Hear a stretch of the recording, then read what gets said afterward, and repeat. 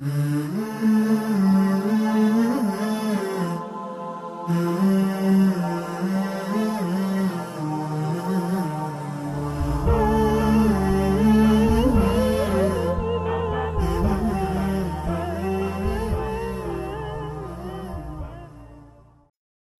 اللہ الرحمن الرحیم نحمده ونصلی علی رسولہ الکریم اما بعد لقد کان لکم فی رسول اللہ اسوۃ حسنہ۔ معزز ناظرین گرامی، پروگرام اسوہ رسول اکرم میں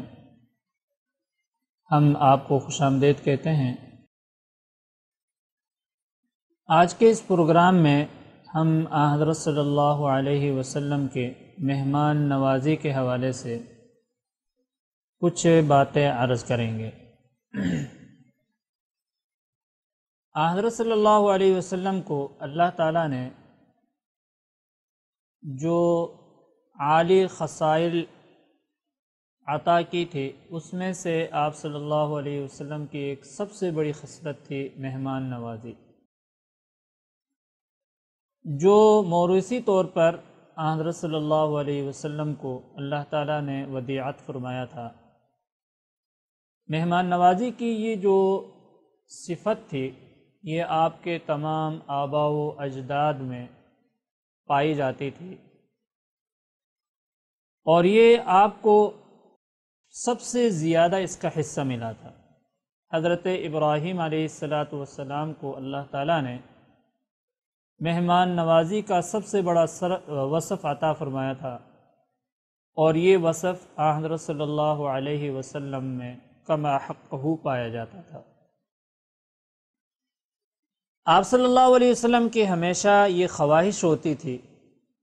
کہ جب بھی کھانے کی مجلس ہو تو کوئی نہ کوئی مہمان ضرور ہو۔ صحابہ کرام رضوان اللہ تعالی علیہم اجمعین کہتے ہیں کہ جب بھی آپ صلی اللہ علیہ وسلم کے ہاں کوئی مہمان ہوتا تو حضرت صلی اللہ علیہ وسلم اس کی سب سے زیادہ رعایت فرماتے تھے۔ اگر کوئی آدمی کھانے کے دوران شرما شرمی میں کم کھانے کی کوشش کرتا تو حضرت صلی اللہ علیہ وسلم اس کو محسوس فرماتے اور زور دے کے اس سے مزید کھانا کھلاتے تھے،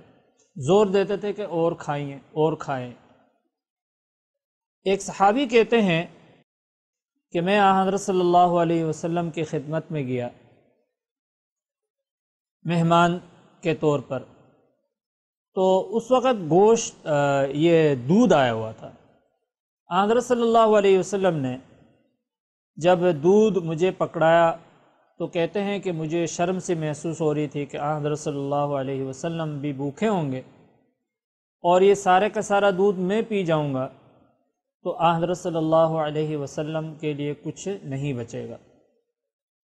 کہتے ہیں میں نے چند ایک گھونٹ لیے اور اس کے بعد پیالہ رکھ دیا تو آپ صلی اللہ علیہ وسلم فوراً سمجھ گئے کہ یہ تھوڑے پر اکتفا کر کے بقیہ حصہ ہمارے لیے بچانا چاہتے ہیں، تو آپ صلی اللہ علیہ وسلم نے مجھ پر زور دیا کہ مزید پیے اور پیے، اور اس طرح مجھے پلاتے رہے۔ آخر میں جب میں نے قسم کھایا کہ اللہ کے رسول، اللہ کی ذات کی قسم کہ میرا پیٹ بھر چکا ہے، اب مجھ سے مزید نہیں پیا جائے گا، تو تب جا کر آپ صلی اللہ علیہ وسلم نے وہ پیالہ لیا اور خود تناول فرمایا۔ روایت میں آتا ہے کہ جب حضرت صلی اللہ علیہ وسلم کسی مجمع میں کھانے کے لیے بیٹھتے تھے، کسی کی دعوت میں بیٹھتے تھے، تو حضرت صلی اللہ علیہ وسلم کی عادت شریفہ یہ تھی کہ کھانا تناول فرمانے کے بعد بھی اس مجلس میں بیٹھے رہتے تھے اور سب سے آخر میں اٹھتے تھے، اور اس کی حکمت صحابہ کرام رضوان اللہ تعالی علیہم اجمعین یہ بیان کرتے ہیں کہ بہت سارے لوگ ایسے ہوتے ہیں جن کے کھانے کی اسپیڈ کم ہوتی ہے، اور بہت سارے لوگ ایسے ہوتے ہیں جن کے کھانے کی اسپیڈ زیادہ ہوتی ہے، تیزی کے ساتھ جو ہے نا کھاتے ہیں۔ تو تیزی کے ساتھ کھانے والے کھا کے اٹھ جائیں تو جس کی اسپیڈ نہیں ہوتی ہے وہ بیچارہ جو ہے نا شرم شرمی میں پورا کھائے بغیر اٹھے گا۔ تو حضرت صلی اللہ علیہ وسلم مجمع کے آخر تک بیٹھتے تھے تاکہ جن لوگوں کی اسپیڈ نہیں ہے تو وہ اچھی طرح سے کھانا کھا لیں اور دوسرے لوگوں کو دیکھ کے شرم شرمی میں یوں ہی بھوکے اٹھ کے نہ چلے جائیں۔ اور حضرت صلی اللہ علیہ وسلم بیٹھے رہتے تھے حتیٰ کہ جو سست کھانے والے لوگ ہوتے تھے صحابہ میں، جو آہستہ کھانے والے لوگ ہوتے تھے، وہ بھی جب کھا کے سیر ہو جاتے تھے، رج جاتے تھے، اور جب وہ دسترخوان سے اٹھتے تھے تو اس کے بعد آپ صلی اللہ علیہ وسلم دسترخوان سے اٹھتے تھے۔ اور فرماتے ہیں کہ مہمانوں کی اتنی رعایت آپ صلی اللہ علیہ وسلم فرماتے تھے کہ اگر خود بھوکا رہنا ہو تو بھوکے رہ لیتے تھے، گھر والے بھی کبھی بھوکے رہتے تو رہ لیں، لیکن مہمان کو کبھی بھی بھوکا رہنے نہیں دیتے تھے۔ اور فرماتے ہیں کہ اگر اپنے گھروں میں کھانے کے لیے کچھ نہ ہوتا، کوئی مہمان آیا ہوتا، تو حضرت صلی اللہ علیہ وسلم صحابہ میں اعلان فرماتے تھے کہ مہمان آئے ہوئے، کوئی ساتھی ان کو اپنے گھر لے جائیں اور کھانا کھلا دیں، لیکن کبھی بھی کسی مہمان کو بھوکے سونے نہیں دیتے تھے۔